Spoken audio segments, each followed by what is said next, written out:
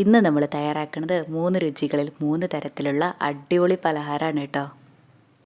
ഇത് തയ്യാറാക്കാനായിട്ടും നല്ല എളുപ്പമാണ്. അപ്പോൾ നമുക്ക് എങ്ങനെയാണ് നമ്മുടെ ആദ്യത്തെ ഈ ഒരു പലഹാരം തയ്യാറാക്കണമെന്ന് നോക്കാം.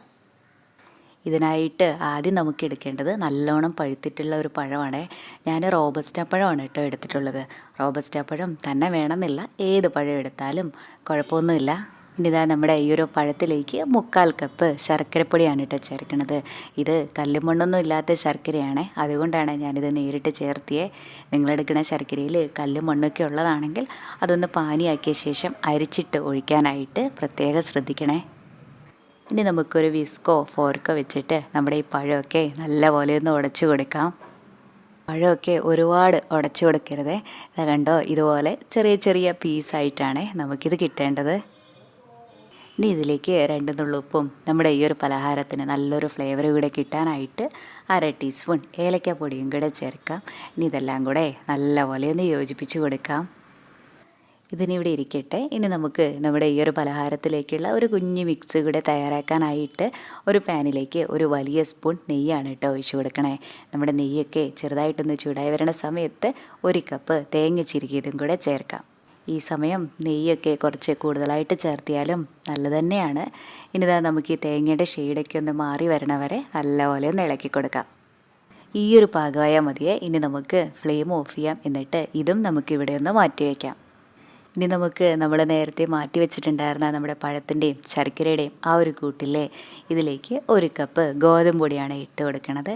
കൂടെ തന്നെ നമ്മളിപ്പോൾ റോസ്റ്റ് ചെയ്ത് മാറ്റി വെച്ചിട്ടുണ്ടായിരുന്ന നമ്മുടെ തേങ്ങയും കൂടെ ചേർക്കാം.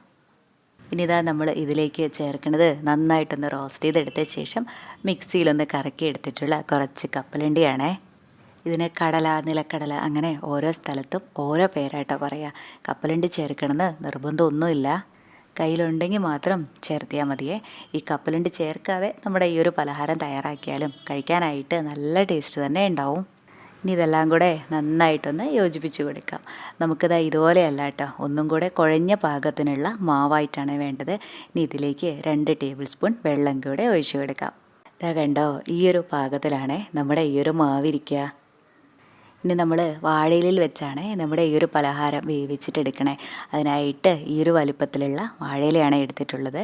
പൊട്ടിപ്പോവാതിരിക്കാനായിട്ട് ഇത് ഞാനൊന്ന് ചൂടാക്കി കൂടെ എടുത്തിട്ടുള്ളതാണ്.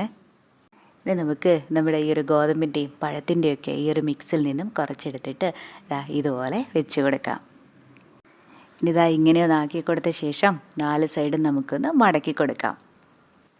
നമ്മൾ ഈ ഇലയൊക്കെ വാട്ടിയെടുത്തുകൊണ്ട് തന്നെ ഒട്ടും തന്നെ പൊട്ടിപ്പോവില്ല. എല്ലാം തന്നെ നമുക്ക് ഇതേപോലെ ചെയ്തിട്ടെടുക്കാം.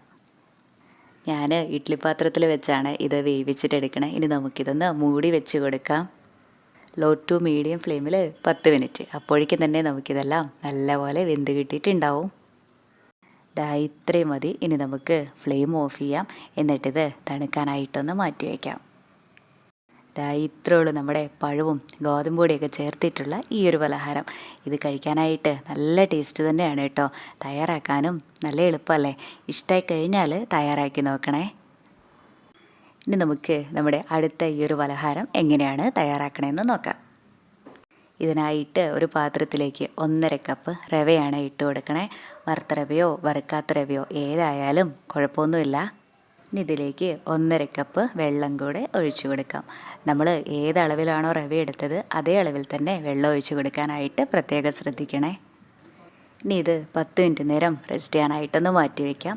ഈ സമയം നമുക്ക് ഇതിലേക്കുള്ള ഒരു കുഞ്ഞു മിക്സ് കൂടെ തയ്യാറാക്കാം. അതിനായിട്ട് ഒരു കടായിലേക്ക് വലിയൊരു സ്പൂൺ നെയ്യാണ് കേട്ടോ ഒഴിച്ചു കൊടുക്കണേ.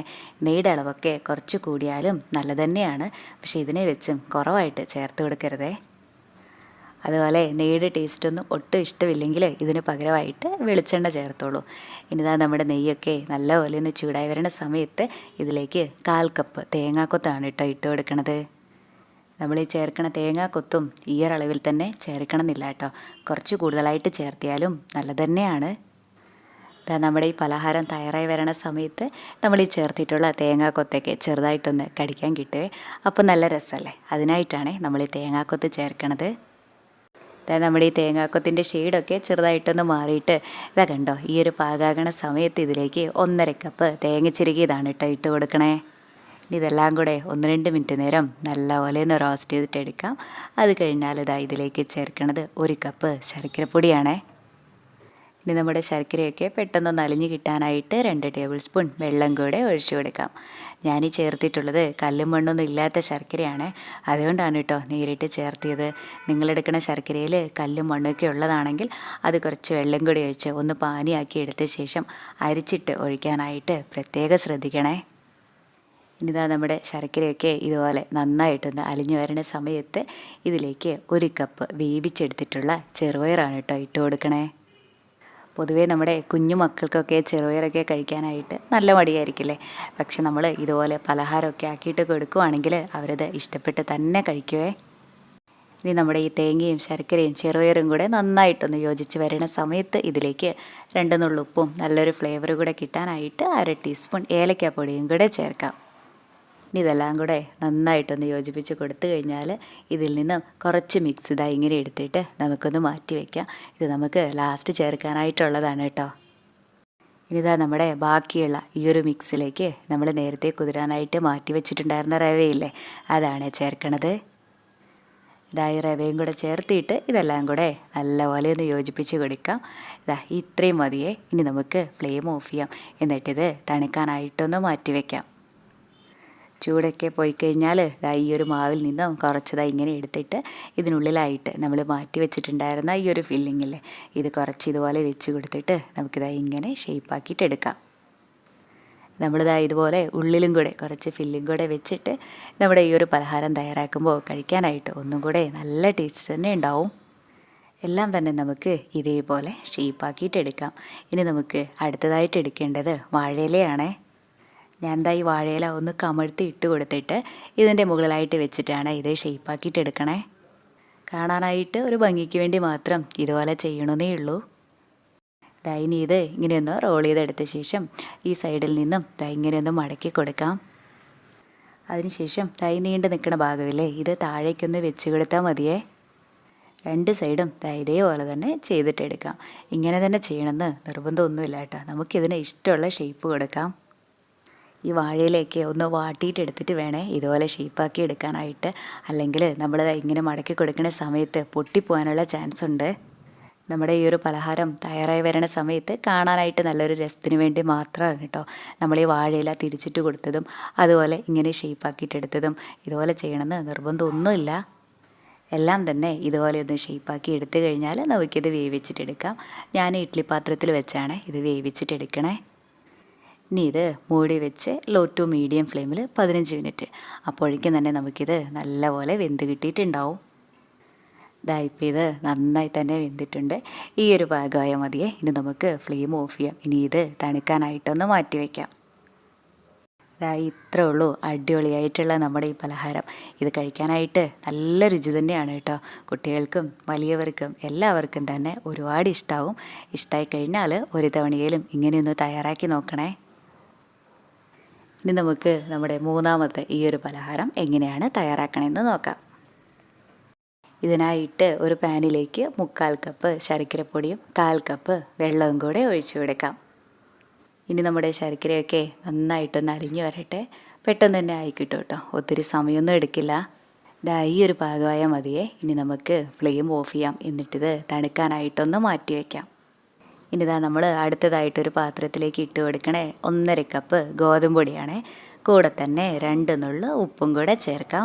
ഇനി ഇതെല്ലാം കൂടെ നന്നായിട്ടൊന്ന് യോജിപ്പിച്ച് കൊടുക്കാം. ഇതിനിവിടെ ഇരിക്കട്ടെ. ഇനി നമുക്ക് അടുത്തതായിട്ട് എടുക്കേണ്ടത് നല്ലോണം പഴുത്തിട്ടുള്ള ഒരു നേന്ത്രപ്പഴമാണേ. നേന്ത്രപ്പഴം തന്നെ എടുക്കാനായിട്ട് പ്രത്യേകം ശ്രദ്ധിക്കണം കേട്ടോ. ഇനി നമുക്ക് ഈ പഴമൊക്കെ മിക്സിയുടെ ജാറിലേക്ക് ഇട്ട് കൊടുക്കാം. വെള്ളമൊന്നും ചേർത്തിട്ടല്ല കേട്ടോ, വെള്ളമൊന്നും ചേർക്കാതെ നന്നായിട്ട് ഇതൊന്ന് അരച്ചെടുക്കാം. ഇനി നമുക്കിത് നമ്മുടെ ഈ ഒരു ഗോതമ്പ് പൊടിയിലേക്ക് ഒഴിച്ചു കൊടുക്കാം. കൂടെ തന്നെ നമ്മൾ മാറ്റി വെച്ചിട്ടുണ്ടായിരുന്ന നമ്മുടെ ശർക്കരപ്പാനിയില്ലേ, അതിൽ നിന്നും 1 ടീസ്പൂൺ ശർക്കരപ്പാനി എടുത്തിട്ട് ഇതിലേക്ക് ഒഴിച്ചു കൊടുക്കാവേ. ഒപ്പം തന്നെ ഇളം ചൂടുള്ള 1 കപ്പ് വെള്ളം കുറേശ്ശെ ഒഴിച്ചിട്ട് നല്ലപോലെ ഇതൊന്ന് കലക്കിയെടുക്കാം. ആദ്യമേ നമ്മൾ ഇതിലേക്ക് ഒരുപാട് വെള്ളമൊക്കെ ചേർത്തിട്ട് കലക്കിയെടുക്കുന്നതിന് കഴിഞ്ഞും ഒന്നും കൂടെ നല്ലത് ഇതുപോലെ കുറേശ്ശെ വെള്ളം ഒഴിച്ചിട്ട് നന്നായിട്ട് മിക്സാക്കി എടുക്കുന്നതാണേ. ഇതാ കണ്ടോ, ഈ ഒരു പാകത്തിലാണ് നമ്മുടെ ഈ ഒരു മാവിരിക്കണേ. ഇതിനിവിടെ ഒന്ന് മാറ്റി വയ്ക്കാം. ഇനി നമുക്ക് ഇതിലേക്കുള്ള ചെറിയൊരു ഫില്ലിങ് കൂടെ തയ്യാറാക്കാം. അതിനായിട്ട് ഒരു പാനിലേക്ക് 1 ടീസ്പൂൺ നെയ്യാണ് ഒഴിച്ചു കൊടുക്കണേ. നെയ്യുടെ അളവൊക്കെ കുറച്ച് കൂടിയാലും നല്ലത് തന്നെയാണ്. ഇനിതാ നമ്മുടെ നെയ്യൊക്കെ നന്നായിട്ടൊന്ന് ചൂടായി വരുന്ന സമയത്ത് 1.5 കപ്പ് ചിരകിയ തേങ്ങയാണ് കേട്ടോ ഇട്ട് കൊടുക്കണത്. ഇനി തേങ്ങയ്ക്ക് നമുക്ക് 1-2 മിനിറ്റ് നേരം നല്ലപോലെ ഒന്ന് റോസ്റ്റ് ചെയ്തിട്ട് എടുക്കാം. നമുക്ക് ഈ തേങ്ങയുടെ ഷെയ്ഡൊന്നും മാറിക്കിട്ടേണ്ട ആവശ്യമൊന്നുമില്ല കേട്ടോ. ഈ ഒരു പാകമായാൽ മതിയേ.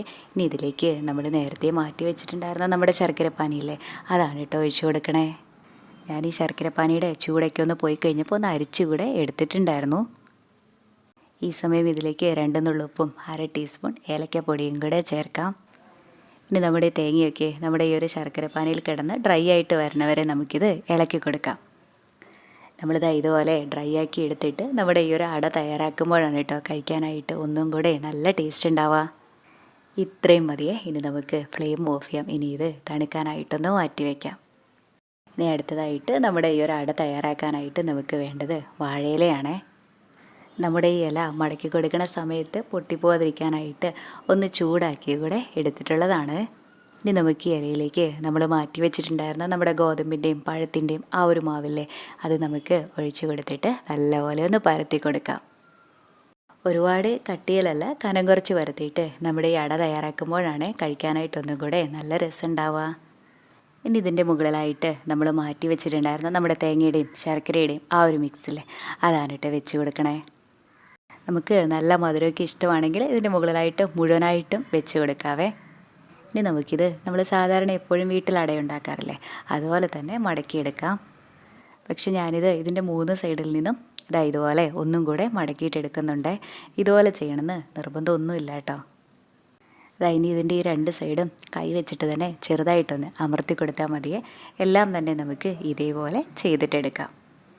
ഇനി ഇത് നമുക്ക് നന്നായിട്ടൊന്ന് വേവിച്ചെടുക്കാം. അതിനായിട്ട് ഇഡ്ഡലി തട്ടിൽ ആവശ്യത്തിന് വെള്ളം ഒഴിച്ച് കൊടുത്തിട്ടുണ്ട്. നമ്മുടെ വെള്ളമൊക്കെ ചൂടായി വരുന്ന സമയത്ത് നമുക്കിത് ഓരോന്നായിട്ട് വെച്ച് കൊടുക്കാം. ഇനി ഇത് മൂടി വെച്ച് ലോ ടു മീഡിയം ഫ്ലെയിമിൽ 15 മിനിറ്റ്. അപ്പോഴേക്കും തന്നെ നമ്മുടെ അടയൊക്കെ നമുക്ക് നന്നായിട്ട് വെന്ത് കിട്ടിയിട്ടുണ്ടാവും.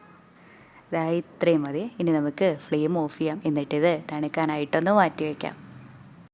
ഇത്രേ ഉള്ളൂ നമ്മുടെ ഗോതമ്പ് പൊടി കൊണ്ടുള്ള ഈ ഒരട. നമ്മളിതിലേക്ക് പഴമൊക്കെ ചേർത്തുകൊണ്ട് തന്നെ കഴിക്കാനായിട്ട് ഒരു പ്രത്യേക രുചിയാണ് കേട്ടോ. ഇതുവരെ ഇങ്ങനെ തയ്യാറാക്കി നോക്കിയിട്ടില്ലെങ്കിൽ ഒരു പ്രാവശ്യം ഇങ്ങനെയൊന്ന് ചെയ്ത് നോക്കണേ. തയ്യാറാക്കാനും നല്ല എളുപ്പമല്ലേ. അതുപോലെ നമ്മുടെ ഈ ചാനൽ ആദ്യമായിട്ടാണ് കാണുന്നതെങ്കിൽ സബ്സ്ക്രൈബ് ചെയ്യാനും മറക്കല്ലേ. താങ്ക്